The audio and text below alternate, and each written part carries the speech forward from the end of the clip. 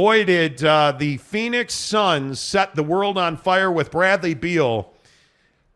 I don't know why. I'm just not a believer in this trade. I understand that you had to move Chris Paul off your books. That's an absolute win.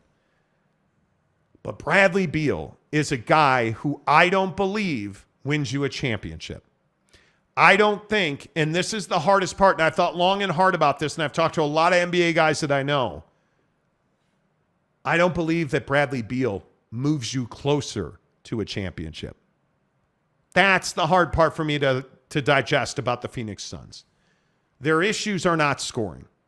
They're not scoring. They had no problem scoring. Their issues are defense, specifically transition defense. Their issues have been, in my opinion, rebounding and outlet passing have not been good. Bradley Beal does not fix that, in my opinion. And the bigger issue is you have Devin Booker, who before your eyes during the playoffs blossomed into one of the best scorers in the NBA. And now you're going to take the ball out of his hands more. I understand that Kevin Durant, is 35 years old? He's aging, he's injured. Maybe he needs less of a load, right? We get that. But does Devin Booker really need less time on the ball?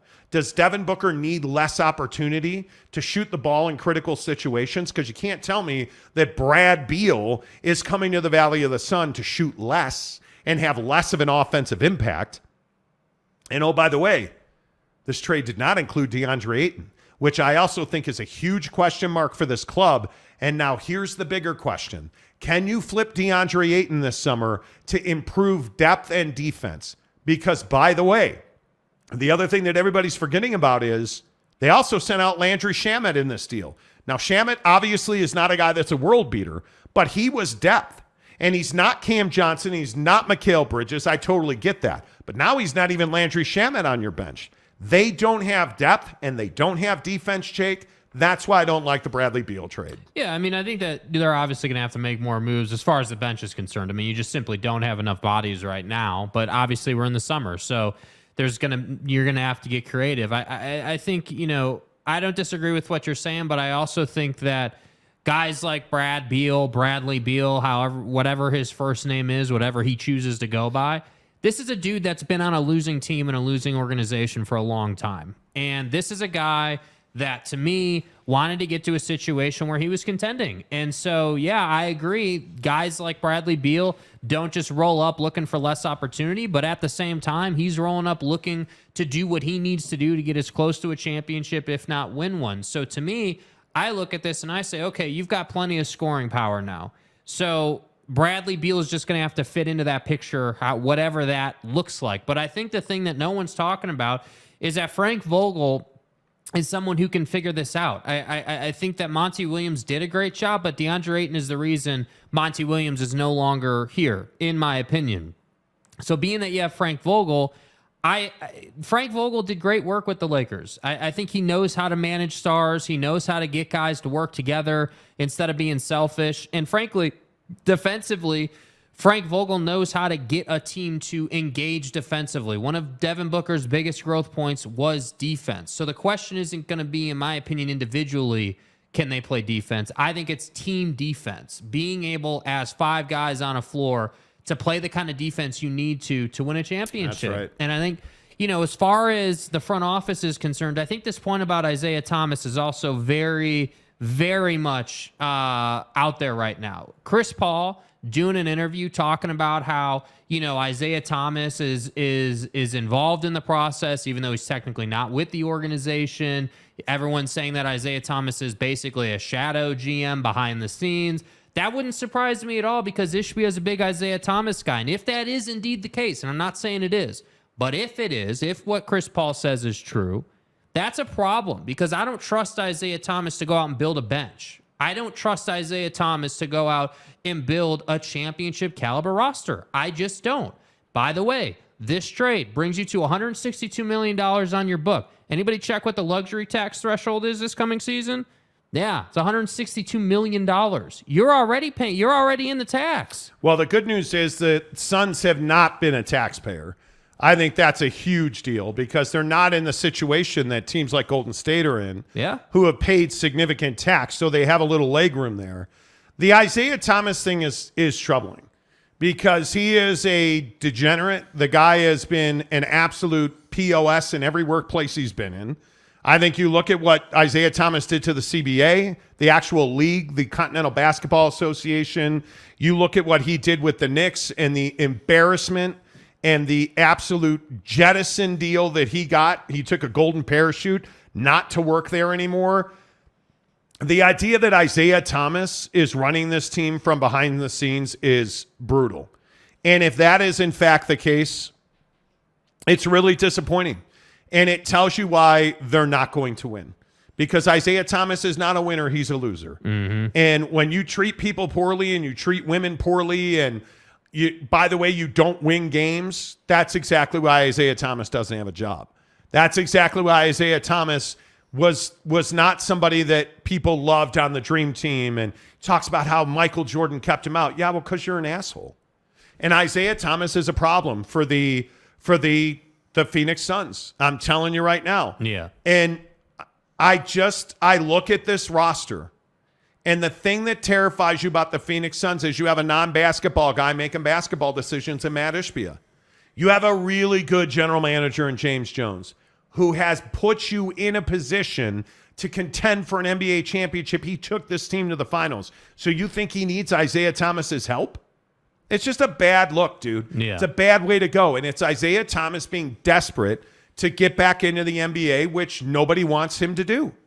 And I think you saw the backlash that came publicly when there were rumors that Isaiah Thomas was going to be brought in to run the Suns. Like it was an avalanche of negativity.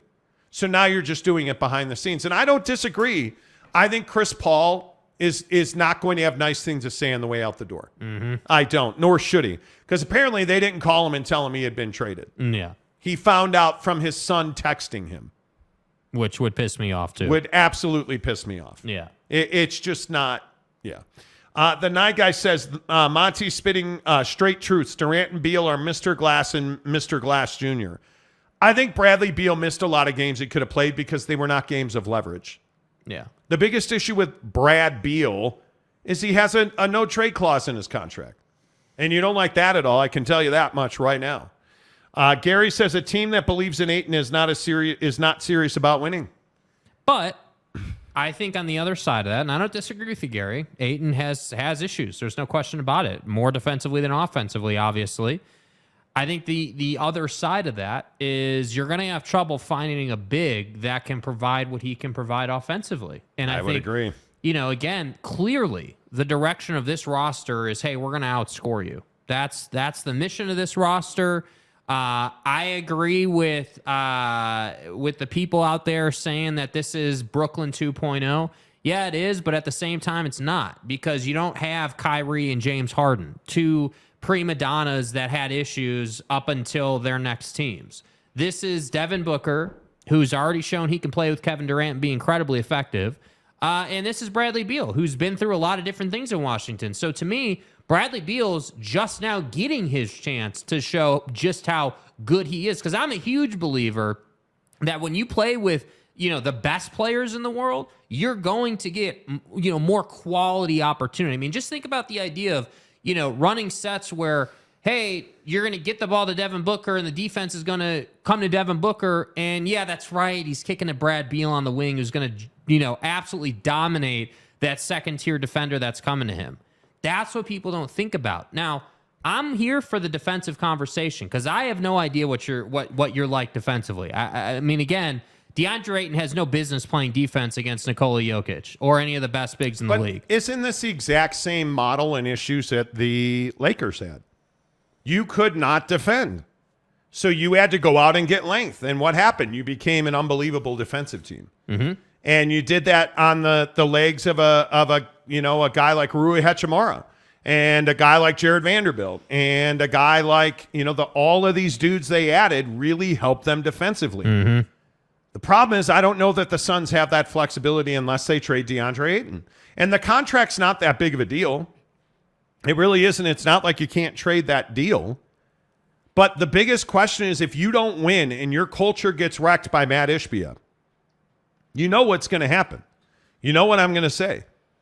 Devin Booker's going to wind up wearing a Laker uniform. I know what time it is. Book's going to wear a Laker uniform. That I think it is only inevitable.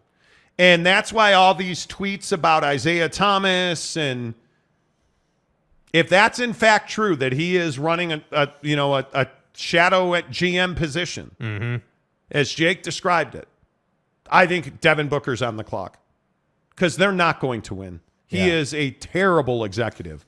He has been a terrible executive. Yeah. You've never had more money than you had with the Knicks, and he was terrible. Because it's garbage. If you remember the lawsuits that came out of the way he treated women in that organization, and I mean, guys don't change, man. No. Boyd Lake says Ayton has to go. Got motivation issues. I don't disagree. I don't even know that it's motivation. I think he's just soft. He is not in DeAndre Ayton's situation, you need him to have a no layups mentality. If you're going to get a layup, I'm going to body you to the floor. You're going to be in pain. Because the next time down, I want you to think twice about it. Instead, he'd be like, yeah, I'm not going to foul him. Soft person tendency. Yeah, my arms are weak. I'm not going to. Why would I catch the ball in the paint? He's not a killer defensively. He's just not. And he can't catch the ball. Good old Ron Sapocek back in my Round Lake days. If you can catch the ball, you can play on my team. DeAndre Ayton can't catch the ball.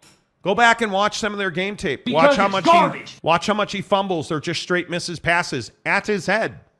Forget it if you throw it below his nips. It's over. You go below that guy's chest, you're done. He's not catching it. Yeah.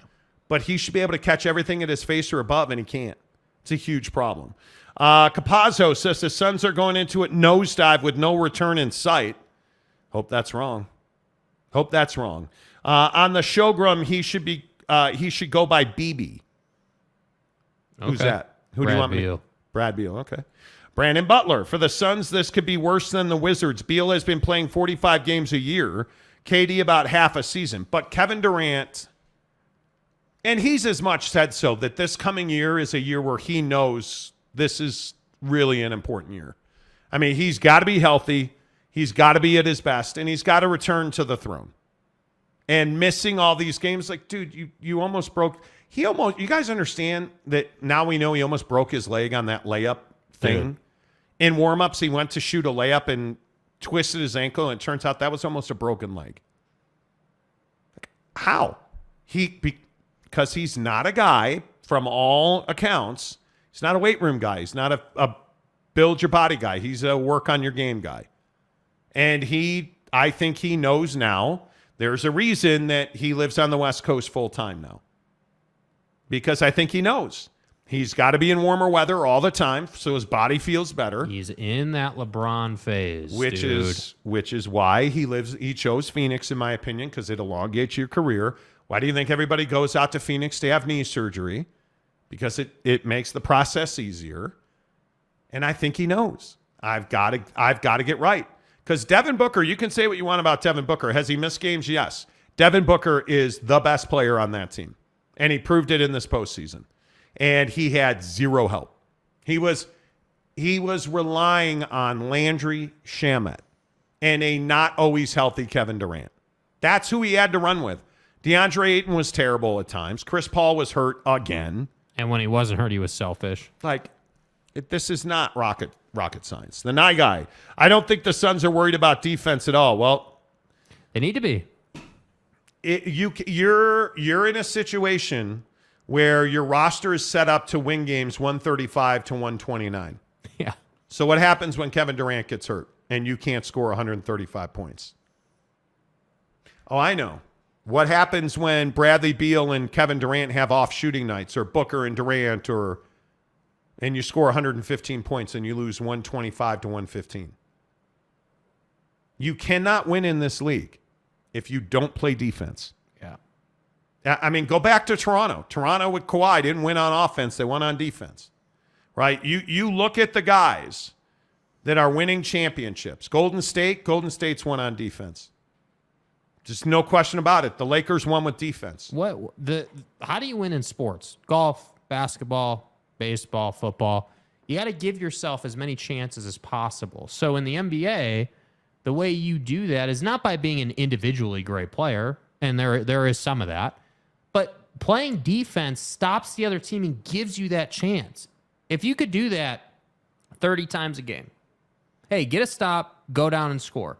And again, remember, shooting in the NBA, hey, elite from three is like 35%. Across the league in the big picture, 35% is a nice number. For the Jazz specifically, let's say, 40% used to be their number. You shot 40%, you're going to win the game.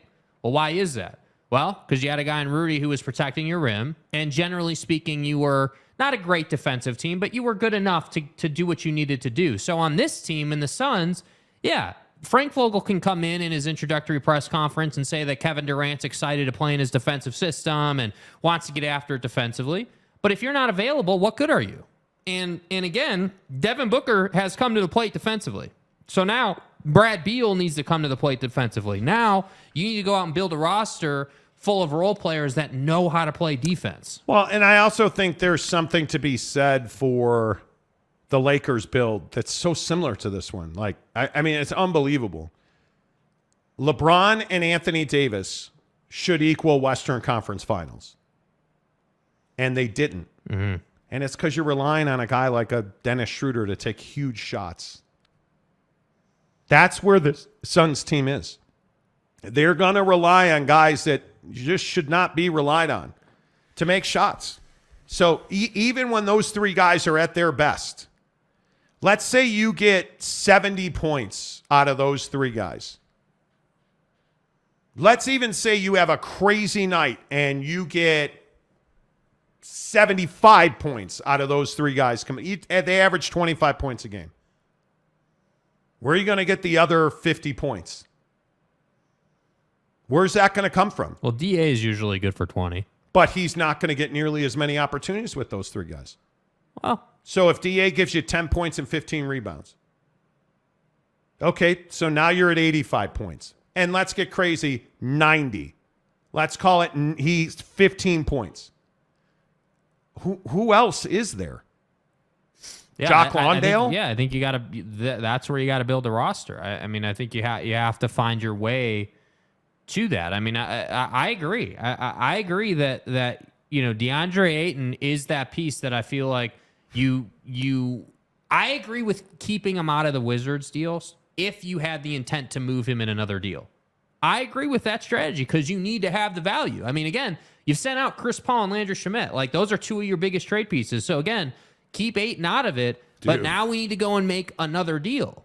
And that other deal, because the other side of this too, and this is the part that I really don't like, but you understand it.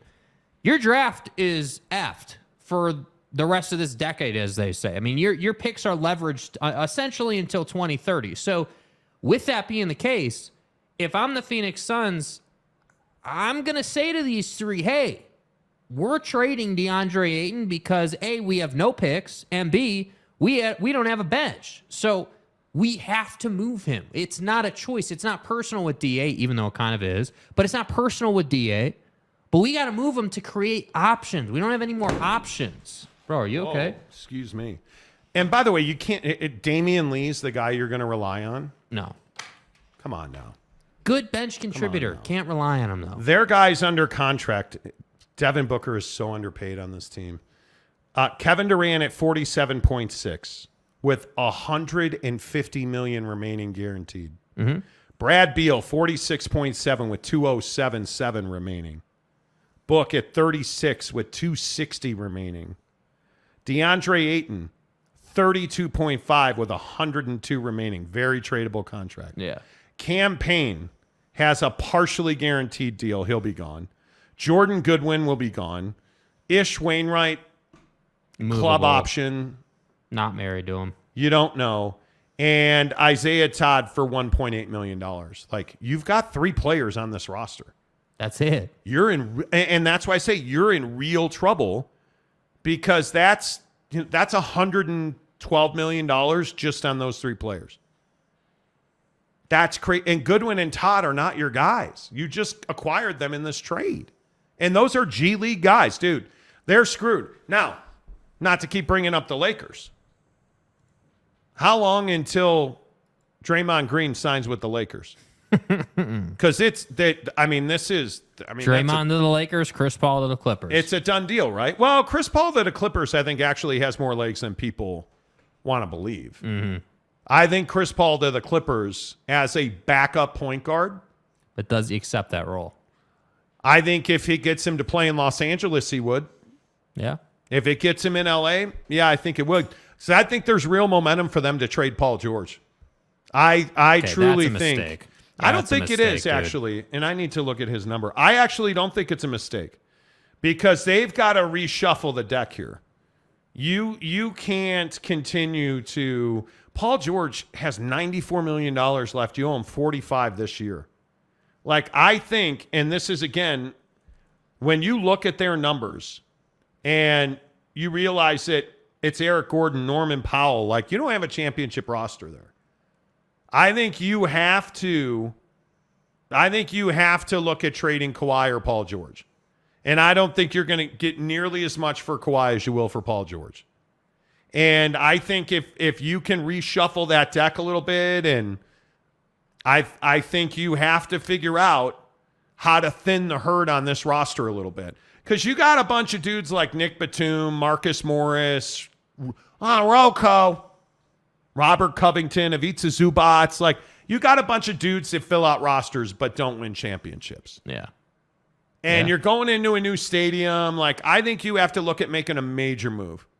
You have to look at making a major move because Paul George is still, I think, one of the elite shooters in this league.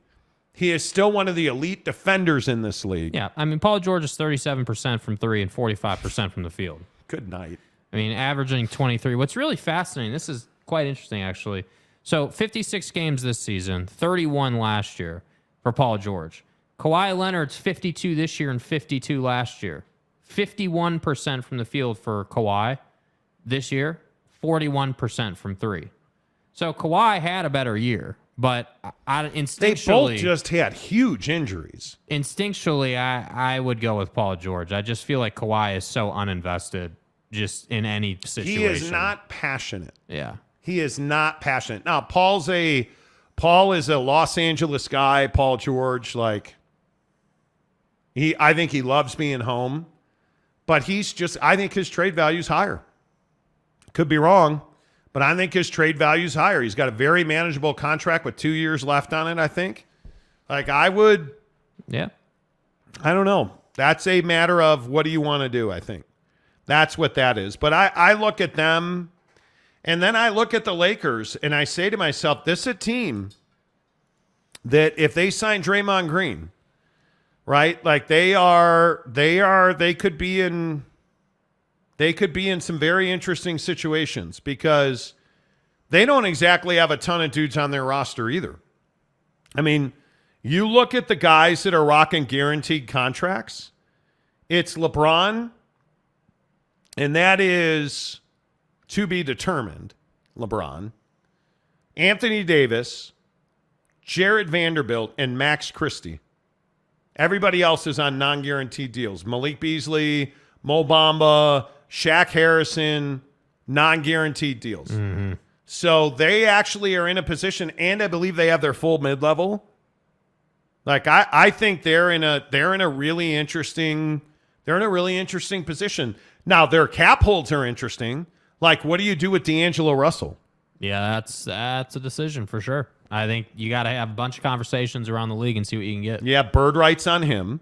Rui Hachimura is a guy you got to bring back. Yeah. Rui's a guy that he's only going to cost you probably, I would guess, $40 million.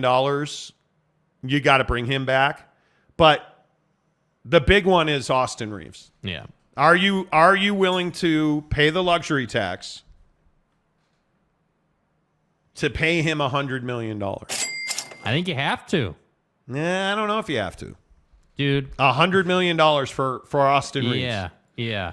Yep. That's a lot of scratch, bro. Yep. That's a lot of scratch. He can be on your roster or he can be in the Western Conference somewhere else and beat you. What are you going to do? Ken says, later, guys. Have a great day. Ken, thanks. Hey, Appreciate see you, you, buddy. Yeah, I don't know, man. That's a lot. If you, Guy, if you walk outside and if you listen closely, you can just barely hear the window closing on the Suns. The window's See what he did there. closing. Capazzo says Draymond has nothing the Lakers need. Yeah, we just disagree.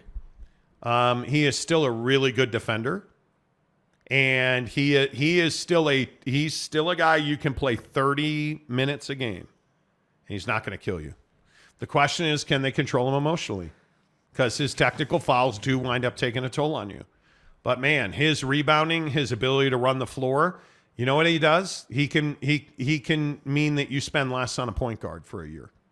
Because that dude can absolutely take the ball off the rim and sprint down the floor. We've seen it. Yeah. We've seen it.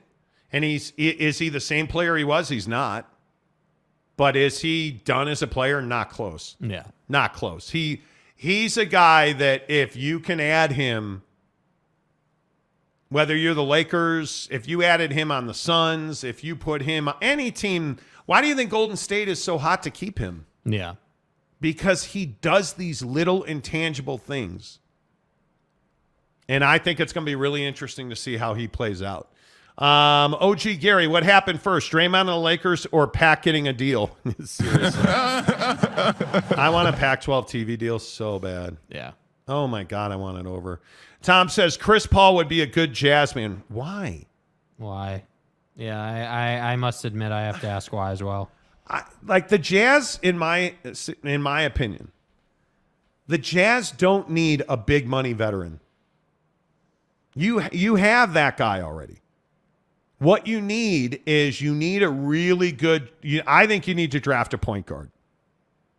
I'd be drafting a point guard, and I would be going out and trying to make trades to fill your roster in just enough to be a 6, 7, 8 team. You're not ready to sign Chris Paul because you're not ready to compete for a championship yet. And I understand why you might like Chris Paul, part-time player, rental basically. I get it.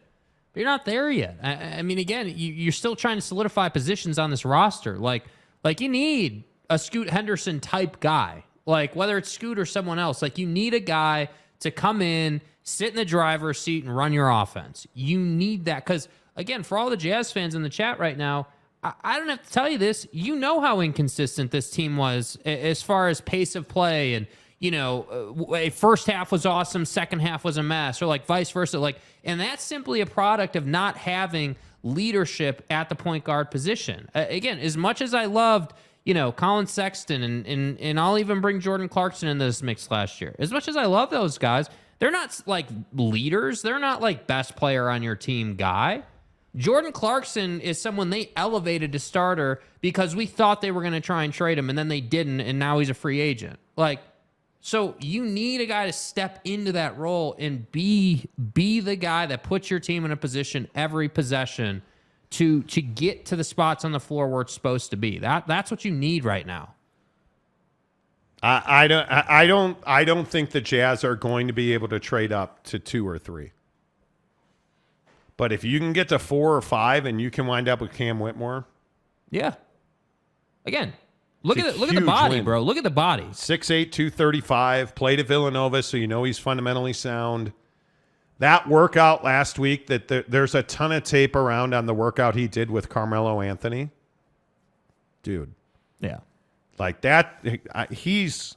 Now, if I could get Ammon Thompson, yeah, I'd take Ammon Thompson today. If I could get Ammon Thompson, absolutely. Yeah. If I could get Scoot Henderson, absolutely. But if you're the Jazz, I don't think that you can. I don't think that you can wait and sit around and say to yourself, "Yeah, Washington won't take Cam Whitmore." Yeah, Orlando's not going to take Cam Whitmore. They are. That Cam Whitmore or, like you look at Asar Thompson.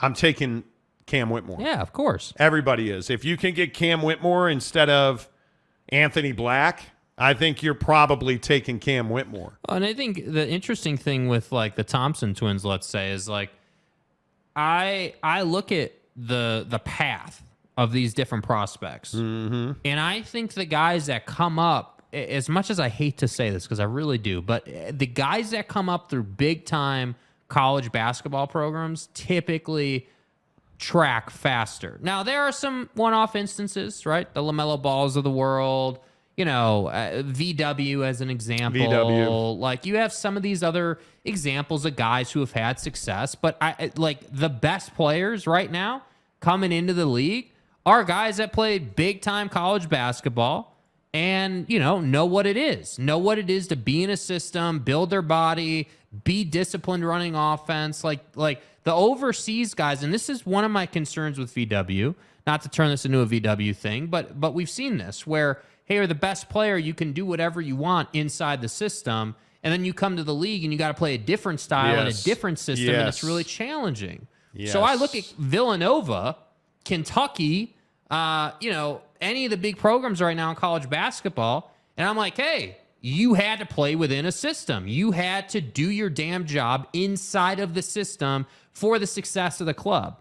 And that is attractive to me about the Cam Whitmores, again, any of these top-end college basketball prospects. I like that about these guys right now. Yeah, I think in my estimation, it'd be Ammon Thompson, Cam Whitmore, and Anthony Black. Yeah. Those would be the three guys I'd target. And I would do whatever I have to do to get one of them. Getting up to 4? Yeah, I agree. No one's going to probably let you get up into the top 3. And you don't want to pay that. The price tag has gone so far up on that over the last 5 days. Yeah. I just don't know why you would do that. Yeah. But if you can get to 4, 5, you're in a great place. Willie Wilson says Draymond does not make the Lakers that much better and a whole lot older. So wait, you don't think the Lakers have a transition offense problem? How did Denver beat them? Denver got out and beat them in transition. And one of the best transition players in the league is, go ahead, it's okay, you can say it. It's Draymond Green. So wait, Draymond Green allowing LeBron to get past half court without the ball and Draymond outlet passing to him right there? Come on, dude. And by the way, they're friends, and the three of them get along famously, Anthony Davis, LeBron, and Draymond. And that would allow you to be a little younger in other positions. I don't know. I just disagree that he doesn't make the Lakers better. Drew Money says Lakers got to re-sign Rui and Reeves. Agreed. Reeves is so expensive, though. I mean, I think Reeves is going to be a star. You think he's not worth it? I think worth it. That's a tough term. Okay, why? I'm hesitant to spend $100 million on a guy. What is that, 4 years? I mean, that's a lot of bread, dude. It's $25 a year. It's really not that much. Well, for a guy of his experience, I think it's a lot. Yeah, but on a team that routinely is in cap issues. Experience versus contribution, though. Yeah. Yeah, we'll see. I mean, they don't get where they got without him this year. Lakers made a mistake when they didn't re-sign Caruso. Can't do the same with Reeves. And Caruso, that's an interesting comparison because Reeves is a better version of Alex Caruso. Although Caruso's all defensive team. I was going to say, that's the one part in Reeves' game that I think is lacking is defense. Yeah, but he'll get there. Yeah. He'll get there. Mike Maples, the health of LeBron and street clothes will keep them from championship contention no matter who they bring in. Davis. I don't disagree. I think LeBron's going to be fine health-wise. Yeah. You got to get him off the ball. But LeBron will be fine health-wise. I really like what we got from Dunn. You mean Chris Dunn. He isn't the answer, but he's a great stopgap. He is. Here's the deal. This is the evolution of the Jazz roster. You need Chris Dunn coming off the bench. You need him to be either a 6th or a 7th. That's what you need. And this year, he's probably a 6 because you're not that deep yet. But on a championship team, he's probably a 7 coming off the bench. Your second guy off the bench that can come in and be a contributor on a nightly basis. And listen, as usual, the Jazz are very busy on the phones. We've heard that repeatedly, and I think they're working really hard to get to where they need to be. I think it's just a matter of time. Tyler Dopp, Gordon Hayward coming to Utah. Whatever. How? How does he get back here? A lot of people bring that up. How does he get back? Maple says Scoot might be hard to get to, but man, Ammon Thompson is attainable, and then go get John Collins. I think John Collins, that ship has probably sailed. Agreed.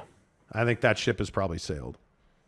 John Collins is a Toronto candidate, in my opinion. The Heat, Atlanta, and Toronto, I think, have some business to do.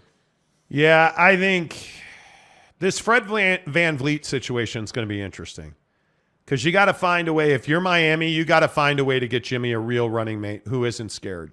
Yeah. And I think they realized what we told them last year before they signed Tyler Hero, that Tyler Hero ain't that dude. He's not a number 2. He's a number 4. Yeah. He's like the guy that, he's there when you need him, but not the guy you want, right? And they overpaid him, in my opinion. So, Big Daddy Magic says, hey, players, Jazz need to move up. Well, Big Daddy Magic says he's talking directly to Ryan Smith. Victor's the way. And that Ryan Smith has told him they're going to be very busy this week. Big news will break this week. Okay. Big Daddy Magic has spoken. So, Salty Drunk, don't you dare speak negatively about Monty's love child, Draymond. How? Just tell me I'm wrong. Just tell me I'm wrong. I mean, that's the question. You can joke and call him my love child, but tell me I'm wrong. You're not. You're not. I mean, you're not. I think you're going to have a tough time saying I'm wrong, bro. Come on now. We'll see. Riley O'Brien says, hey, Monty. Hey. What's up, buddy? Hey, players, Jazz need to move up in the draft. We heard you. Talking with Raphael podcast. How's the Hard 75 going? How's the kid? I think you're training for a Spartan. Pretty sure. If Golden State Warriors don't re-sign Draymond, who has the cap for him? Good luck. I think several teams do, but I think he wants to play for the Lakers. He's almost as much said that. Almost as much said that. Michael Peck, how does a LA afford Green and Reeves? Yeah, I don't know. And that's the biggest question. I mean, how focused... The Lakers are that team where you have to play for a championship every single season. Yes.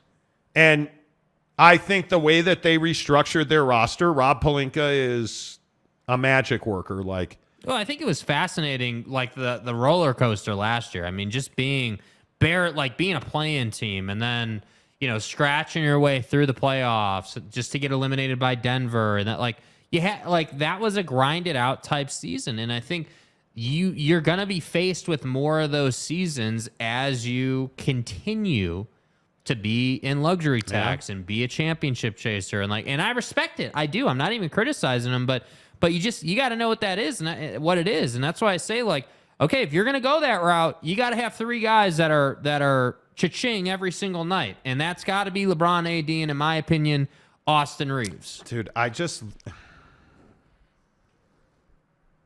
I look at this draft, and I think there's a lot of questions. I think there's no doubt that Victor's the way is going number 1. Yeah. He's already signing Spurs jerseys. Do you guys see that? Yeah. Already. But let's say Charlotte takes Scoot Henderson at number 2. And there's Portland sitting at number 3. Portland's got to trade that pick. Have to. I mean, if you draft that spot, Dame's gone. He's gone. I don't understand why Dame is still there, to be honest with you. But I think whoever trades into that 3rd spot, and I know the Jazz want to, and have had conversations about it, Ammon Thompson's gone. That's where Ammon Thompson's going.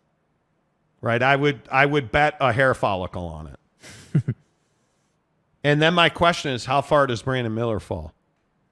Because Houston's not going to take a forward in Brandon Miller. They have that 1,000 times over. Detroit needs a point guard.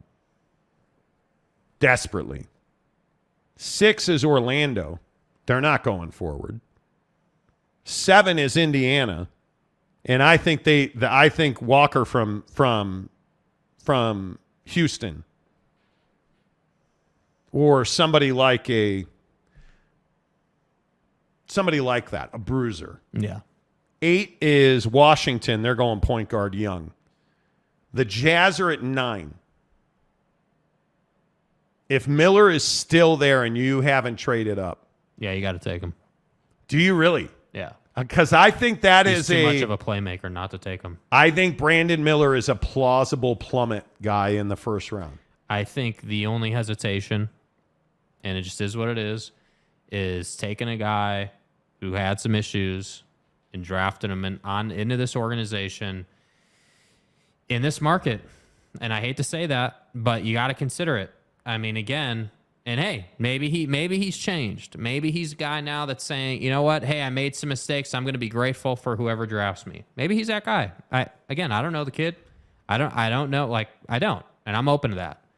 But he's somebody who I feel like went through it at Roll Tide, Alabama, was in the middle of it all year, and I don't know. I think he's a risk, but I think he is no question about it better than, a Taylor Hendricks, let's say, or Anthony Black. Anthony Black, right? I mean, you can't teach 6'9", 205, and that But frame is probably is he anything more than Buddy Hield? Yeah, you can train him into that. Yeah, The dude can shoot. I think Brandon Miller is one of the more fascinating picks in this draft. I think. Let's see, just because I just want to confirm, Buddy Hield's not 6'9", right? Buddy Hield is not 6. I'd be shocked if Buddy Hield was 6'9". Buddy Hield is 6'4". Yeah. So Buddy Hield being 6'4" is pigeonholed into being a shooter. When you're not 6'10", but you can shoot it. But won't go to the basket, can't finish. This guy is 6'9", 205, has shown an ability to get to the basket. Awful at finishing at the basket, though. Yes. Terrible finishing package. So theoretically, and I know David Fizdale's gone, totally get it.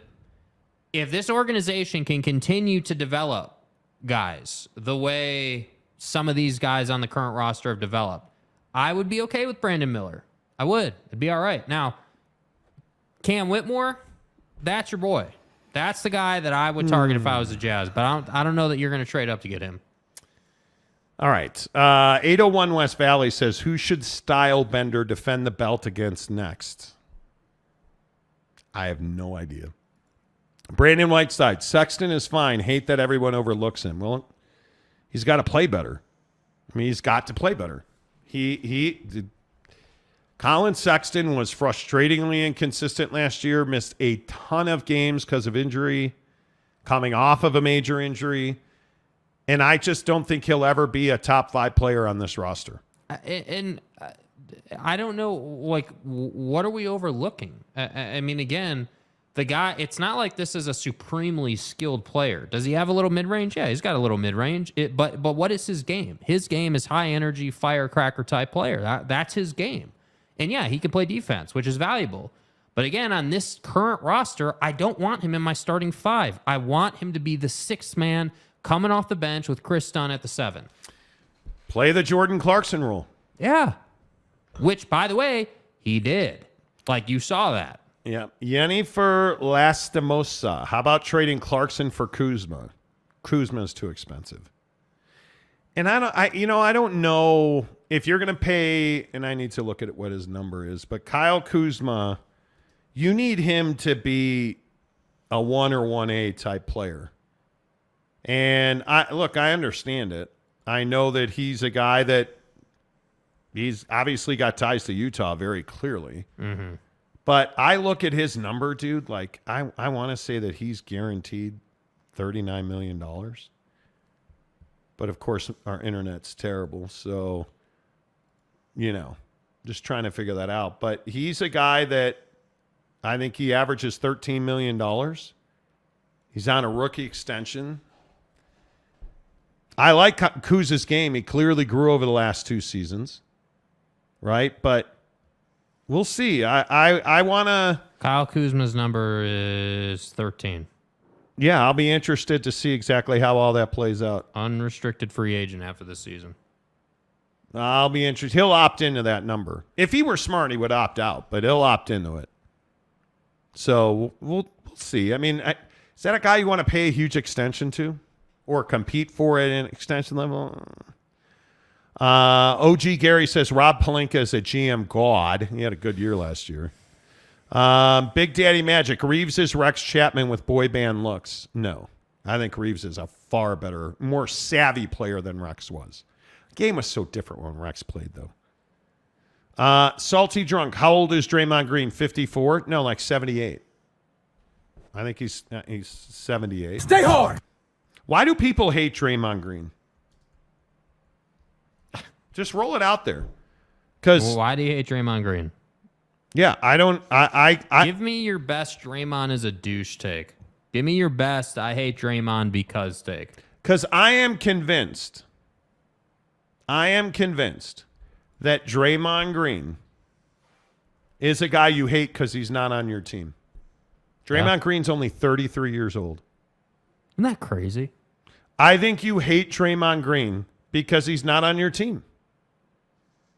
That's why I think people hate Draymond Green. Because if Draymond Green's on your team, you love him. You love him. He's in the other player's head constantly. Now, nobody likes that he bitches at the official so much. But, man, I love rings and I love legacies. And without Draymond Green, Golden State has neither. Because they don't win without him. Period. So, yeah. We'll see. 801 West Valley. Reeves signed that big shoe contract. Lakers need to follow and invest in the future. I don't think you cannot. Yeah. That's what I think. Capazzo says Dre is so old he eats chunky soup for dinner. That could be. Chicken noodle, chunky soup. Other than trading Luka, what is their best option in this draft? What? Who are you talking about, man? The Mavericks? Big Daddy Magic. Anthony Black is good kid players. He is a very good player. Miller is a Laurie type on the wing. It's going to take a few years. I think it's a project. That's the other thing that worries me. You know. Salty Drunk says, what's OKC likely to do? I know the program's national. If I were, and I think this is the common theory on OKC, I think OKC is going to be very quiet. And as they should be. I think if I'm OKC, I am in no hurry to change the roster that I have. And I think when I look at there's a lot of talent in this draft, dude. OKC is a team that's pretty much set up already that just needs to continue to get better. I think right? they're 12th, right? They're in that Grady Dick. I mean, I guess you would. I mean, what do they really not? It depends on how good will Chet be this year. You know, because you're looking at, you know, again, my guy's Derek Lively. I'm telling you, he's going to be a stud. Mm-hmm. Right? But, I mean, I guess if you go guard, you would go Cody Buffkin in that range. I mean, the problem is they've got a ton of wing players. Yeah. They've got a ton of wing players. I think you're probably heavy guard. I mean, you'd like to, a year from now, have upgraded Lou Dort. But the other question you have is, you know, like, how do you build depth into this roster? If you're OKC, you've got to find depth players. Mm-hmm. That's what you need. Because I think your starting five are set for the next 3 years. If you win, you're set for the next 3 years. You've got to upgrade Lou Dort, and you've got to build depth. And I think if it were me, Bilal Koulibaly is a guy that I love that dude. And I know everybody's like, oh, VW, the French connection. Hey, man, I'm telling you, however you say his name, Koulibaly or Koulibaly, boo. He's going to be a stud. I mean, 6'6", 220. Yeah. 6'6", 220. It's also French. Yeah, but yeah, okay. So we're gonna go anti-French here. I am, because they're soft. Okay. But and I'm being serious. Everyone's like, oh, you just hate French players. Find me a French player. You do hate French players. Find me a French player that's not soft. There's one. Right? Well, really two, but one. Tony Parker was one of the best French players the league's ever seen. Like, absolutely gritty point guard, knew how to get the job done, right? Now, Manu, not French, obviously, was another great Euro player. But to me, today's day and age French player, I'm not here for Evan Fournier. Not here for that, dude. I'm not here for, is Dragan Bender French? Like, I'm not here for these average-ass French players who... Average-ass come over players. Here, command all this money. They come over here and they want their baguettes for breakfast, and I'm just not here for go it. have your cappuccino over in some weak-ass French league. Like, this is the NBA, dude. Cappuccino's Italian, dude. Okay, great. Whatever the French version of a cappuccino Yeah, Italian, is, dude. French, fuck them. That's, I'm just telling you now. Fucking Cole Beasley. Yeah. Might as well be French. I am not doing French toast every day on the training table. Too many other options, bro. Dadgummit. Too many other options. Darren, Mr. 350 yards off the tee, Ingram. Detroit needs a point guard. Cade, their guy. I don't think they need a point guard. I think they need a forward. They need a forward. And you could very well be looking at, Jarris Walker from Houston. I think it'd be a great pick for them. It depends. If if you believe Cade Cunningham can be healthy, you're probably picking Cam Whitmore because he's going to be there. He is absolutely going to be there. And I think it also determines what happens with Brandon Miller, right? Because you have guys in Jaden Ivey and Cade Cunningham that have shown they're sensational players in this league. But is Cade Cunningham going to be healthy this year, right?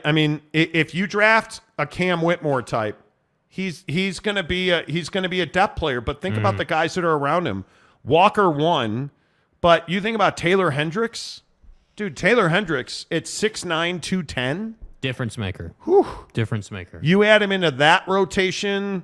Again, Derek Lively's a guy he's probably out of position at center on that roster, but I would probably be going forward because I think you already have two really good young guards. Young guards. I also think there's a lot of value in that being one of the trade-out spots.